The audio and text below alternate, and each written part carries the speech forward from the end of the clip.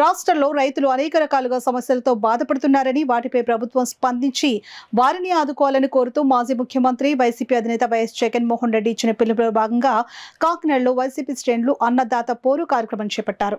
రైతుల ఎరువుల కొరతను పరిష్కరించాలని కోరుతూ అన్నదాత పోరు కార్యక్రమంలో భాగంగా కాకినాడ సిటీ మాజీ ఎమ్మెల్యే ద్వారంపూడి చంద్రశేఖర్ రెడ్డి ఆధ్వర్యంలో కాకినాడ ఆర్టీఓ కార్యాలయం వద్ద వైఎస్సార్ కాంగ్రెస్ పార్టీ శ్రేణులు నిరసన ధర్నా నిర్వహించి ఆర్టీఓకి వినతిపత్రం అందజేశారు. ముందుగా జడ్పీ సెంటర్ నుండి ఆర్టీఓ కార్యాలయంలో వరకు ర్యాలీ నిర్వహించారు. ఈ సందర్భంగా కాకినాడ మాజీ ఎంపీ వంగ గీతా విశ్వనాథ్ మాట్లాడుతూ రాష్ట్రంలో ఎరువుల కొరతను సృష్టించింది చంద్రబాబు అని ఆరోపించారు. రైతులకు సరిపడా యూరియా ఎరువులు లేకుండా చేసిన కూటమి ప్రభుత్వం ఎరువుల కొరత సృష్టించిందని విమర్శించారు.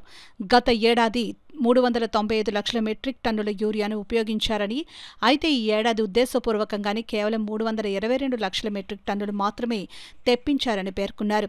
రైతులకు అవసరమైన 7 లక్షల మెట్రిక్ టన్నుల యూరియాను రాష్ట్రానికి అవసరం లేదని కేంద్రానికి నివేదిక ఇచ్చారని ఆరోపించారు. కూటమి ప్రభుత్వం అధికారంలోకి వచ్చిన తరువాత రైతులు అనేక రకాలుగా ఇబ్బందులు పడుతున్నారని ఆవేదన వ్యక్తం చేశారు. ఆరుగాలం కష్టపడి పండించిన పంటలకు గిట్టుబాటు ధరలు లేక తీవ్రంగా నష్టపోతున్నారని వాపోయారు. రైతులకు ఎరువులు దొరక్క నానా అగచాట్లు పడుతుంటే ప్రభుత్వానికి చీమ కుట్టినట్టయినా లేదని అన్నారు. నల్లబజార్లో ఎరువులు విక్రయిస్తున్నారని, వారి వద్ద ఎరువులు ఎక్కడి నుంచి వచ్చాయో పాలకులు చెప్పాలని ప్రశ్నించారు. ఇప్పటికైనా రాష్ట్ర ప్రభుత్వం రైతులకు ఎరువుల కొరత లేకుండా చూడాలని డిమాండ్ చేశారు. ఈ కార్యక్రమంలో మాజీ కౌడా చైర్మన్ రాగిరెడ్డి చంద్రకళ దీప్తి, వైసీపీ నగర అధ్యక్షురాలు సుంకర శివప్రసన్న, మాజీ కార్పొరేటర్లు, నాయకులు, అధిక సంఖ్యలో కార్యకర్తలు తదితరులు పాల్గొన్నారు. ఒక పక్క విద్యా వ్యవస్థ అంతా పోయింది, ఒక పక్క వైద్య వ్యవస్థ అంతా పోయింది, ఈ పక్క రైతాంగానికి అందరికీ అన్నం పెట్టే రైతాంగానికి కూడా ఇంత రకాలుగా ఇబ్బందులు పెట్టడం కరెక్ట్ కాదు. అందుకే మేము అంటున్నాం, ప్రస్తుతం ఈ పంటకి కావలసింది మొదటి ఫేజ్లోనే మీరు సరిగా ఇవ్వలేదు, ఇంకా 2-3 ఫేజుల్లో ఏమి ఇస్తారు?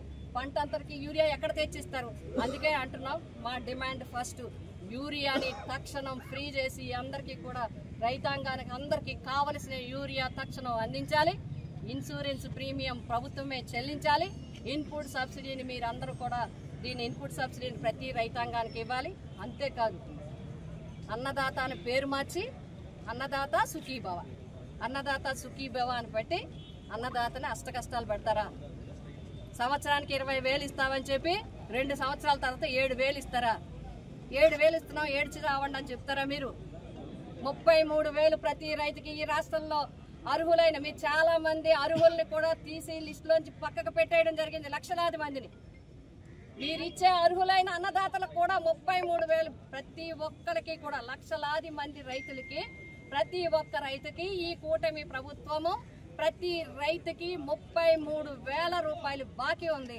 ఆ బాకీని తక్షణం చెల్లించాలని చెప్పి వైఎస్ఆర్సీపీ పార్టీ తరఫున మేమందరం కూడా కోరడం, డిమాండ్ చేయడం జరుగుతుంది.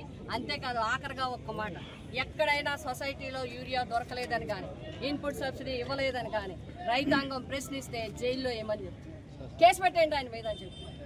అలా ఎక్కడైనా ఏ రైతు మీదైనా కనుక ఎవరైనా కేసు పెట్టదలిసినా, ఎవరైనా రైతుని ఇబ్బంది పెట్టాల్సి చూసినా వైఎస్ఆర్సీపీ పార్టీ మాత్రం చూస్తూ ఊరుకోదు.